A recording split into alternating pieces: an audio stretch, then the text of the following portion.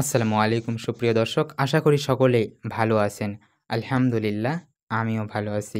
সম্প্রতি ইরান ও ইসরায়েলের মধ্যে আকস্মিক হামলার জেরে শুরু হওয়া রক্তক্ষয়ী সংঘাতের মধ্যে সামাজিক যোগাযোগ মাধ্যমে এমন একটি বিভিন্ন ধরনের ভিডিও ভাইরাল হয়েছে। একটি ভিডিওতে সশস্ত্র বাহিনীর পোশাক পরা এক ব্যক্তিকে মাইক্রোফোন হাতে ইরানকে হামলার বন্ধ করার অনুরোধ করতে দেখা যায়। অন্য একটি ভিডিওতে একদল লোককে বলতে শোনা যায়, Iran stop the war, we are sorry. কিন্তু এই ভিডিওগুলোর সত্যতা নিয়ে উঠে এসেছে অনেক বড় এক প্রশ্ন। ভাইরাল ভিডিওর উৎস অসঙ্গতি ধ্বংসস্তূপের মধ্যে দাঁড়িয়ে সামরিক ওর্দি পরা ব্যক্তির যে ভাইরাল ভিডিওতে সময় টিভির লোগো দেখা যাচ্ছে, সেটি সময় টিভির নিজস্ব সোশ্যাল হ্যান্ডেলে পাওয়া যায়নি। ভিডিওতে পজিটিভ ভাইবস অনলি ৩৮৯ নামক একটি টিকটক অ্যাকাউন্টের ওয়াটারমার্ক রয়েছে। সেই সূত্র ধরে উক্ত অ্যাকাউন্টের মূল ভিডিওটি খুঁজে পাওয়া যায়।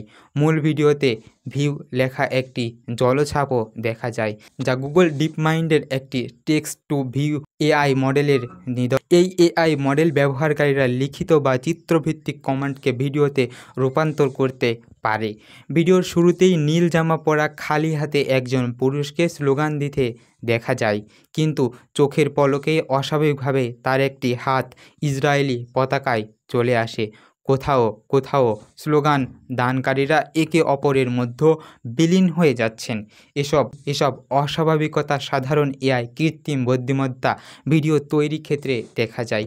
এআই দিয়ে তৈরির প্রমাণ ভিডিওতে ডিফেক্ট কন্টেন্ট শনাক্তের টুল হাইট মডারেশন দিয়ে যাচাই করেও দেখা গেছে এটি এআই দিয়ে তৈরির সম্ভাবনা 99.1%। ডিফেক্ট এবং মিটার দিয়ে যাচাই করেও নিশ্চিত হওয়া গেছে যে এটি কৃত্রিম বুদ্ধিমত্তার সাহায্যে তৈরি করা একটি ভিডিও। এই ঘটনা আমাদেরকে মনে করিয়ে দেয়, সংঘাতের মতো স্পর্শকাতর পরিস্থিতিতে সামাজিক যোগাযোগ মাধ্যমে ছড়িয়ে পড়া তথ্যের সত্যতা যাচাই করা কতটা জরুরি। প্রিয় দর্শক, মূল কথা হলো যে ভিডিওগুলো আপনারা দেখছিলেন স্ক্রিনে, সেগুলো পুরোটাই ফেক ছিল, অর্থাৎ এআই দিয়ে তৈরি করা ছিল, এবং এটা নিয়ে অনেক মানুষের মধ্যে দ্বিধাদ্বন্দ্ব তৈরি হচ্ছিল। প্রিয় দর্শক, আজকে এ পর্যন্তই। আপনাদের সাথে দেখা হবে আরও একটি নতুন ভিডিওতে, আরও কোনো নতুন তথ্য নিয়ে। ততক্ষণ পর্যন্ত আপনারা সকলে ভালো এবং সুস্থ থাকবেন।